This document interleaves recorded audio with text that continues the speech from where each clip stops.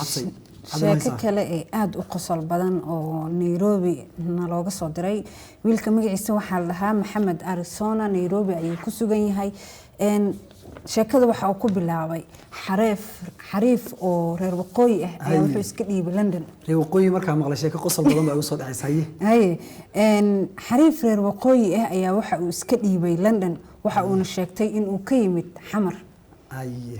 markii interviewga laga qaadayay waxaana la weydiiyay ma taqaanaa Kuule Ali Banjar waxa uu yiri xariifkii kulaha Kuule wajigeeda ma xasuusto laakiin ayadoo yar ayaa iigu dambeysay laakiin reer Ali Banjar ilma adeer ayaa ahayn